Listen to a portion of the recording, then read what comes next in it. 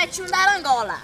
Ele vai falar aqui sobre a escuridão de Negueba. Paulinho, ali, chama Paulinho, chama.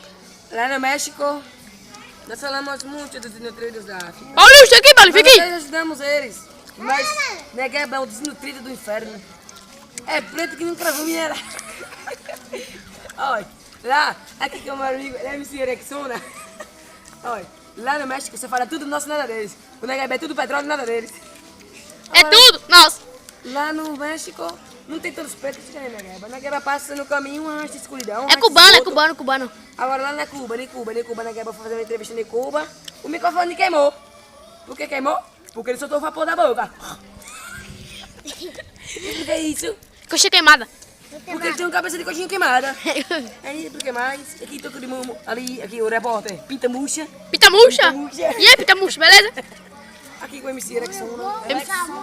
Canta aí, Rexona, Rexona. Champadona. Deixa que a Rexona cantar, vá. Rexona, canta aí. Uma pessoa que é muito exagerada no bagulho. Quem? O Zanoio.